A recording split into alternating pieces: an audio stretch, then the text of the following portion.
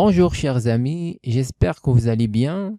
Dans cette vidéo, on va calculer la limite d'une somme télescopique en utilisant les propriétés de la fonction arctangente.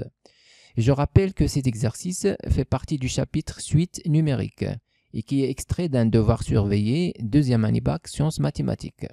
Alors, exercice, premièrement, montrer que, quel que soit P dans N, arctangente P plus 1, moins arctangente P égale arctangente 1 sur P au carré plus P plus 1. Deuxièmement, soit Sn la suite définie par Sn égale la somme de P égale à 0 à N, arctangente 1 sur P au carré plus P plus 1. Calculer Sn en fonction de N et déduire la limite de Sn quand N tend vers l'infini. Alors dans la première question, on nous demande de montrer que quel que soit P appartenant à N, arctangente P plus 1 moins arctangente P égale arctangente 1 sur P au carré plus P plus 1. Pour cela, on pose alpha égale à arctangente P plus 1 et bêta égale à arctangente P. Alors soit P dans N. Alors tangente alpha est égale à P plus 1. Et tangente bêta est égale à P. Maintenant, je calcule tangente alpha moins bêta.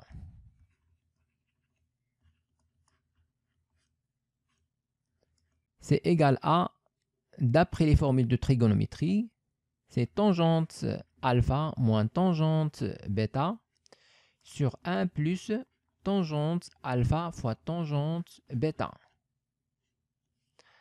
Donc, tangente alpha moins bêta est égal à tangente alpha, c'est P plus 1, moins tangente bêta, c'est P. Et sur 1 plus tangente alpha, c'est P plus 1, fois tangente bêta qui est P. Donc, tangente alpha moins bêta est égal à, je simplifie P moins P, il reste 1 sur P fois P, c'est P au carré, plus P fois 1, c'est P, plus 1. Voilà, maintenant, j'ai retrouvé l'expression à l'intérieur de l'arctangente ici. Il suffit maintenant d'appliquer la fonction arctangente à cette équation pour retrouver l'expression demandée. Alors, avant d'appliquer la fonction arctangente, comme on a déjà vu dans les vidéos précédentes, il faut vérifier que alpha moins bêta appartient à l'intervalle moins pi sur 2, pi sur 2. Alors maintenant, je vais montrer que alpha moins bêta appartient à l'intervalle moins pi sur 2, pi sur 2. Alors, montrons que alpha moins bêta appartient à moins pi sur 2, pi sur 2. Alors, on a, puisque alpha, c'est arctangente P plus 1, donc alpha, il est dans l'intervalle moins pi sur 2, pi sur 2. Même chose pour bêta, c'est arctangente P, donc il est forcément compris entre moins pi sur 2 et pi sur 2. Donc, j'aurai moins pi sur 2 inférieur à alpha inférieur à pi sur 2. Et maintenant, je vais multiplier ici par 6 moins. Donc, j'aurai moins bêta compris entre moins pi sur 2 et pi sur 2. Maintenant, je fais la somme. J'aurai donc alpha. Donc, alpha moins bêta. Alors, supérieur à moins pi sur 2, c'est moins pi. Et inférieur à pi sur 2, plus pi sur 2. Donc, c'est pi. Alors ici, dans le cercle trigonométrique, j'ai ici moins pi. Et je fais un tour et je retrouve pi. Maintenant, on a l'angle alpha moins bêta appartient à l'intervalle moins pi et pi.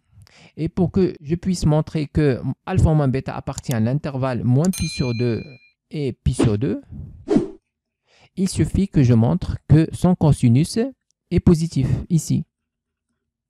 Alors maintenant, je vais calculer le cosinus de alpha moins bêta. C'est cosinus alpha cosinus bêta plus sinus alpha sinus bêta. égale à, maintenant je factorise par cosinus alpha fois cosinus bêta. Alors facteur 1 plus, ici il reste sinus alpha sur cosinus alpha qui est tangente alpha. Et sinus bêta sur cosinus bêta, c'est tangente bêta. C'est égal à cosinus alpha fois cosinus bêta, facteur 1 plus. Alors tangente alpha, on a déjà dit que c'est P plus 1. Et tangente bêta, c'est P.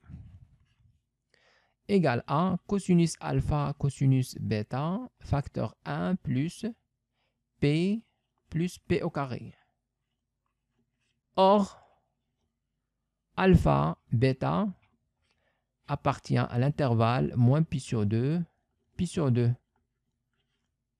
au carré. Donc, leur cosinus alpha est strictement positif et cosinus bêta aussi strictement positif. D'où cosinus alpha fois cosinus bêta aussi strictement positif. Et ici, j'ai un trinôme 1 plus P au carré. Alors, ce trinôme est toujours strictement positif parce que P est dans N. Donc, P au carré est positif, plus P est positif, plus 1 qui est strictement positif. Donc, la somme est strictement positive. Et comme, quel que soit P appartenant à N, 1 plus P au carré, strictement positif.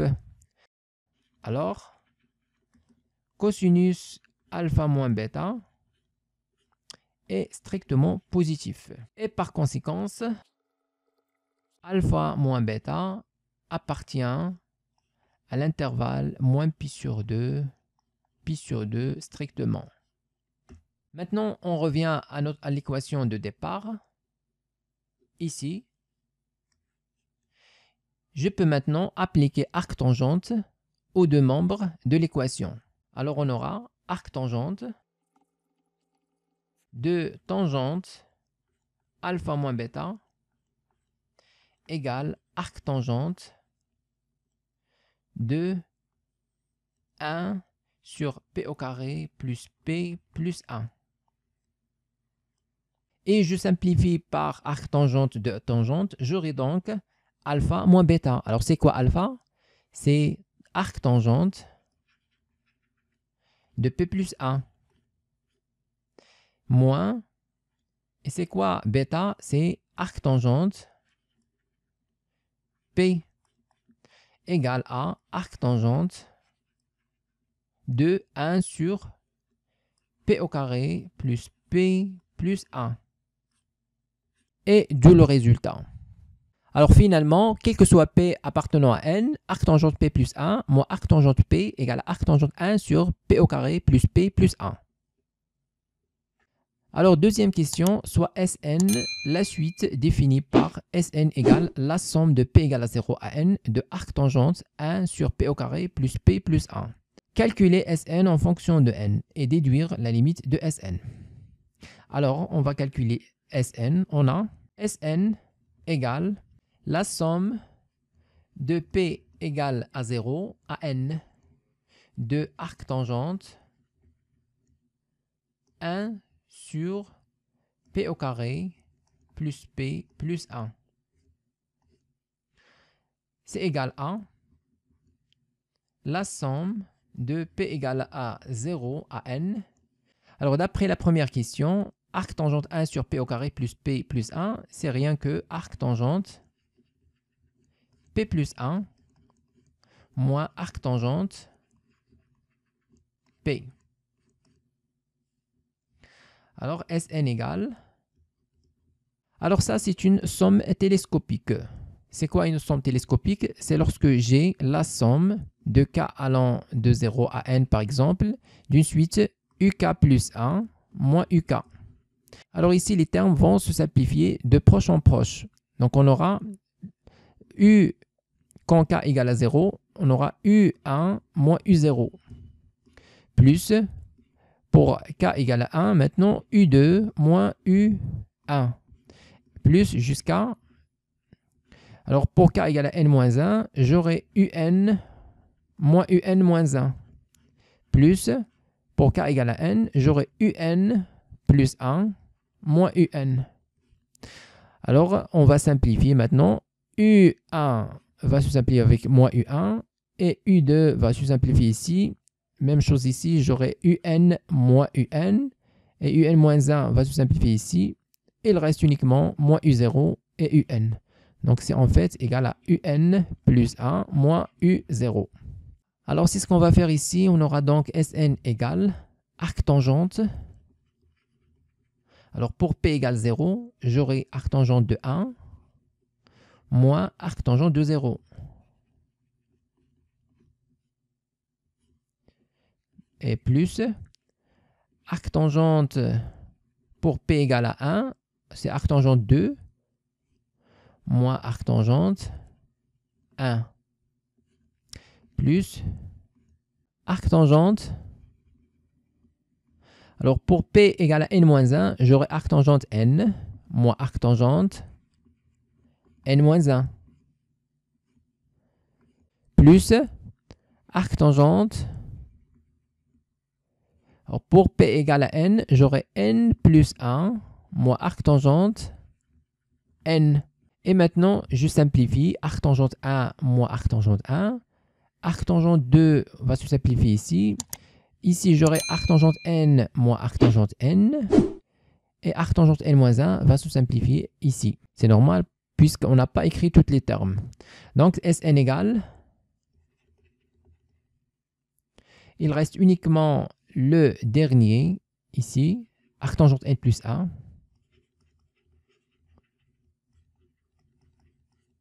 Moins le premier, arctangente 0. Arctangente 0. Alors, Sn égale arctangente n plus 1. Puisque arctangente 0, c'est 0. Alors maintenant, on va calculer Sn d'une autre manière.